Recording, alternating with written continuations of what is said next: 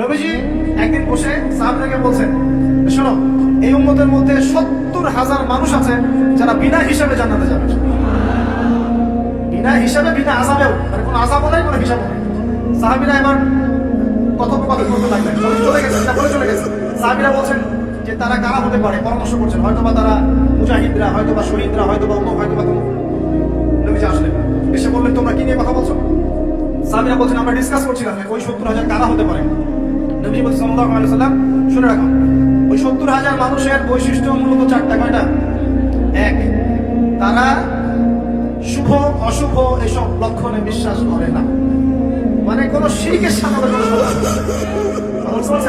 আর আপনি তো যে পেপার খুললেই দেখবেন কন্যা রাশি নেই, সিংহ রাশি নেই, যে জ্যোতিষী আপনাকে শুভ বলছে, এটা অশুভ। আবার আপনি বলছেন হ্যাপি বার্থডে, হ্যাপি মানে কি?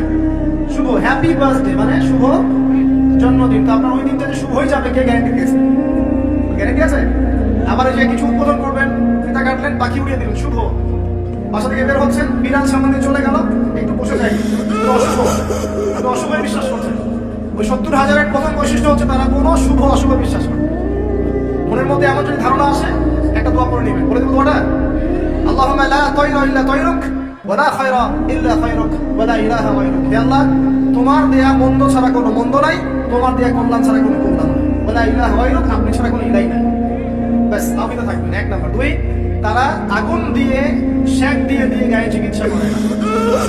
একটা শ্রেণী ছিল আর ওই সময় মাজুস, যারা অগ্নি পূজারী ছিল, আগুনের মধ্য দিয়ে তারা চিকিৎসা গ্রহণ করতো এবং তারা আগুন উপাসনা করতো। এখানে থেকে নিষেধ করা হচ্ছে। 3 নাম্বার, তারা শরীরে কোনো উল্কি অঙ্কন করে না। উল্কি মানে কি? যে ট্যাটুস আপনারা অঙ্কন করছেন, অনেক ভাই জিম করে ট্যাটু বানায়। তো একটু আগে ভাইয়ের জিম থেকে ঘুরে আসছি, আলহামদুলিল্লাহ। অনেকদিন আগের স্মৃতি মনে পড়ে গেল। আল্লাহ পাক, দোয়া করে আল্লাহ পাক আমাদের ভাইদেরকে শরীর, আত্মা, মন সবকিছু সুস্থ রাখতে থাকে। আর এটা পরামর্শ দিব যে আপনারা কায়িক পরিশ্রম করবেন, এবং এগুলো আমাদের উচিত।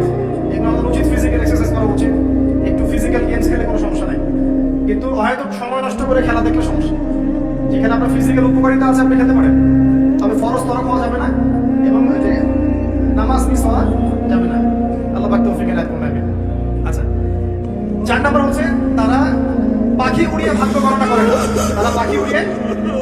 করে না। এবং 5 নাম্বার হচ্ছে যে তারা সর্বাবস্থায় এক আল্লাহর উপর তাওয়াক্কুল করে, অন্য কারো প্রতি তাওয়াক্কুল করে।